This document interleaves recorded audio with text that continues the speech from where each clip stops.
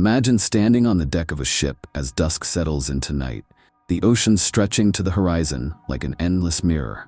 The gentle swell rocks you, and the hum of engines fades into the rhythmic whoosh of waves. On nights like these, the sea seems almost peaceful, until you remember how quickly it can swallow a life, leaving no trace and no answers. In this video, we explore two chilling stories, two young women who vanished from cruise ships into those limitless waters, never to be seen again. Their names, Amy Lynn Bradley and Rebecca Corium. In both cases, no confirmed drowning, no recovered remains, only an ocean that holds its secrets close. We'll start with Amy Lynn Bradley, who vanished from a Caribbean cruise. It was January 24th, 1998, a sun-drenched Saturday, when the Rhapsody of the Seas docked in Charlotte Amalie, St. Thomas. Amy Lynn Bradley, a vibrant 23-year-old with a bright smile and a love of snorkeling, had spent the day ashore exploring the white sand beaches and coral reefs. She was traveling with her brother Gary and a circle of close friends, eager for vacation, for laughter, for the kind of freedom only a Caribbean cruise can deliver. Imagine Amy that afternoon, winding through the colorful streets of Charlotte Amalie with a lightweight camera slung around her neck, ordering fresh fruit from a market stall, and wading into the warm shallows to swim among fish as brilliant as stained glass. Later, as dusk settled, she returned to the ship, her skin warm from the sun, her hair still damp from snorkeling. After dinner, Amy and her brother headed to one of the ship's nightclubs. The Rhapsody's casino glittered behind them, slot machines clicking softly. The music from the nightclub pulsed through the hallways. Around 2 a.m., Gary headed back to their stateroom, leaving Amy leaning casually against the railing on Deck 7, gazing out at the black Caribbean water. Pause here. Picture the deck lights casting long, wavering reflections on the waves. The air is balmy, and although the ship is quiet at that hour, you can still hear a distant hum, music drifting from the disco, that faint laughter in the corridors. Amy is alone in that moment, the world at her fingertips, yet within minutes, she will vanish without a trace. Gary returned around 2:15 a.m., but Amy was gone. Her sandals lay neatly beside their cabin door. Her jewelry and passport remained untouched in her cabin. The ship's security was alerted, and a thorough search of every deck began. Crew members checked every hallway, every staircase, every hidden service corridor, and scanned the rails with flashlights. When the captain learned that Amy was missing, he promptly ordered the ship to return to the St. Thomas harbor for a broader search. As dawn broke over the turquoise water, the Rhapsody's lifeboats and crew were joined by Coast Guard helicopters circling low over a glittering sea, probing the waves for any sign of Amy. Boats fanned outward in a grid pattern, searching calm waters that promised little turbulence, but also concealed every secret beneath glassy depths. Tourists on nearby beaches watched as the frantic operation unfolded, hoping against hope to see something, anything, that would tell them Amy was still alive. Yet no life jacket drifted ashore, no glimmer of her gold hoops washed up on the sand.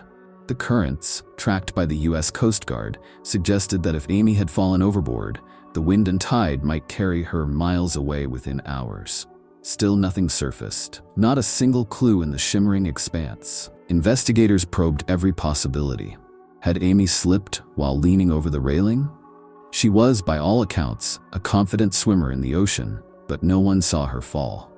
Had she been lured by strangers to a lower deck? Witnesses later reported seeing her speaking with two men. CCTV footage was examined, but in those low-light conditions, it was impossible to confirm her companions or her path. Could human traffickers have taken her, spirit her off the ship in a speedboat somewhere in the crowded harbor? Authorities checked local piers and ports. No unauthorized departures were logged. Over the years, rumors swirled of possible sightings in remote Caribbean towns, of a woman matching her description working at clandestine bars or hotels. Her family pursued each tip, traveling to small islands, scouring brothels, yet each trail dimmed into silence. In 2002, Royal Caribbean placed small yellow flyers at every port of call, Amy's face framed by a hopeful grin, appealing for information. Private investigators followed up on unverified leads, but none could be substantiated. Over time, the initial media frenzy died down, but for Amy's parents, the nightmare never ended. They held candlelight vigils on each birthday, clinging to the slender hope that somehow she might be found alive. Most experts now consider Amy's case a classic man overboard mystery, complicated by long, warm currents and human trafficking possibilities. To this day, no body washed ashore, no belongings were ever recovered, and the Caribbean Sea remains silent, holding fast to the secret of what truly happened to Amy Lynn Bradley. But as one horizon holds its secrets, another veil awaits lifting on the other side of the continent. A disappearance that unfolded under the bright lights of a Disney cruise ship, Rebecca Corium. March 22, 2011 was meant to be just another morning on board the Disney Wonder, docked in Los Angeles before setting sail for Baja, Mexico. The early sun glowed off the Pacific, casting a warm sheen on the ship's white hull. 24-year-old Rebecca Corium, from Cheshire, England, had been working as a youth counselor in the ship's children's activity area, a role she cherished because she loved working with kids and traveling. Shortly after 8 a.m., Rebecca checked out to take a break. She was last seen on a security camera at 8:02 a.m. in the crew-only stairwell on Deck 4. Imagine that stairwell. Decades-old linoleum on the floor, fluorescent lights overhead, the distant hum of HVAC echoing off the walls. The stairwell was not open to passengers, only the crew had access. Beyond that point lay service corridors and doors leading outside to the ship's promenade deck. But no one noticed Rebecca slip inside.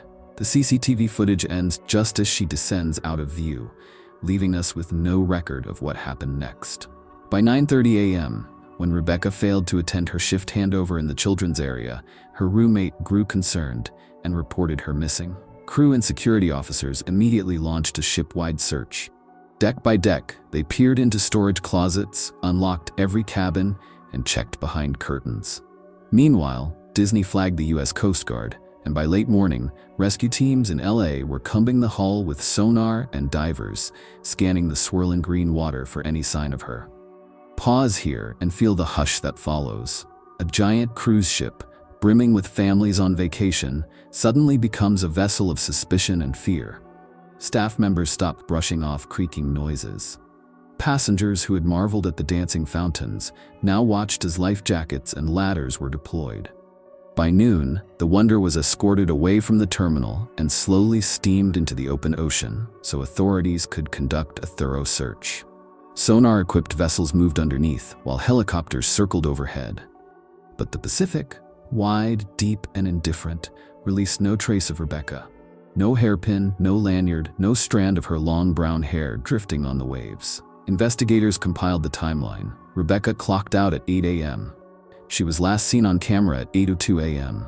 The crew only noticed her missing by 9:30 a.m. Worse, there were no confirmed witnesses on the promenade deck. No one heard a splash. No alarms rang out. The ship's railings on Deck 4 were equipped with height restrictions designed to discourage anyone from climbing over. If Rebecca did go overboard, how did she bypass the lighting sensors or pool monitors? Or had she never reached the railing at all? Within hours, speculation ignited.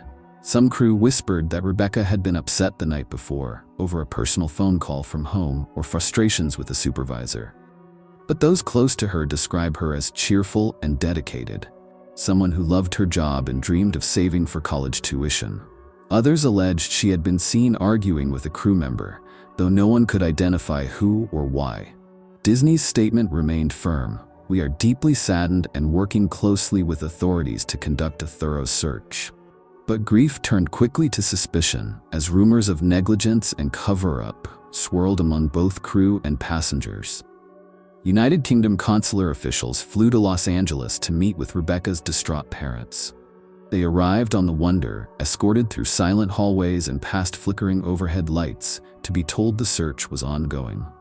Outside, UN maritime laws made it difficult to compel Disney to release every piece of security footage or crew log immediately. Meanwhile, Fox News and British tabloids ran nightly specials, broadcasting grainy video clips and repeated expert debates. Did she fall, jump, or was she taken? But each claim unraveled under scrutiny. No coworker came forward with definitive proof. No medical report indicated a suicidal tendency. No one confessed. Weeks of oceanographic analysis followed, Experts traced ocean currents off the coast of Southern California, projecting where a body might drift within days. They checked underwater topography, any chance of Rebecca being snagged by a reef or an unseen obstacle. They interviewed dozens of crew members, from the U.S. Coast Guardsmen who scanned the hull with infrared cameras to the chief engineer who swore every hatch was sealed and every door alarm functioning. Yet nothing conclusive emerged. Disney conducted its own internal review. They maintained that surveillance cameras were operational and that crew resource management protocols were followed. Cameras on Deck 4 captured no images of Rebecca after 8:02 a.m. One union representative said, if anyone saw Rebecca near the railing, they'd have reported it. But no passenger or colleague came forward. The stairwell exit onto the promenade deck was not alarmed. An oversight corrected only after Rebecca's disappearance. In the months that followed, U.S. and British investigators debated classifying the case as missing, presumed dead. But to Rebecca's family, hope still flickered like a distant buoy. They established a foundation to push for mandatory safety upgrades, improved motion sensors along promenade decks, better mental health screenings for crew, and transparent sharing of CCTV footage in missing person cases. Yet the ocean remained uncooperative, guarding its secrets as ever. Two women. Two stories that begin on decks glimmering with lights and laughter, where water sparkles like gemstones and the promise of adventure dances in every breeze. Both Amy and Rebecca stepped away from their families and friends into the hush of a ship at sea, into corridors that swallowed them whole. Amy Lynn Bradley vanished into the still Caribbean night, leaving behind an untouched cabin, silent railings, and a family that scoured every island for her. Rebecca Coriam disappeared into the buzz of a Disney ship preparing to sail, leaving behind only a blank space on camera and a knot of unanswered questions. In both cases, the ocean did not release a body. The waves didn't deliver a single slip of hair, a scrap of clothing, or even a drop of blood to the shore. Instead, the sea closed over them as if welcoming them into its silent, dark depths. Places where sunlight goes to die and secrets drift out of sight forever. Families and authorities have followed every lead, from grainy CCTV frames and suspicious strangers to ocean currents and whispered rumors. But for every search boat that combed the waves, for every diver who probed the hull, no definitive proof emerged. The only constant is the ache of absence. The silence that echoes on a birthday when you wish you could hear your daughter's laughter again, or the empty chair at the dinner table where you wait for someone who will never return. So as the ship's horn fades into the distance and the moonlight glimmers off restless waves, remember the ocean's dual nature, beautiful and brutal, life-giving and merciless. For Amy and Rebecca, the sea became a vast, impenetrable vault. Their stories linger on every horizon, reminding us that sometimes the deepest mysteries lie just beyond the railing, waiting for the next soul to vanish into the hush. Because in these waters, the waves whisper not only of wonder, but also of loss. And perhaps somewhere beneath their shimmering surface, Amy and Rebecca's fates remain locked in eternal silence.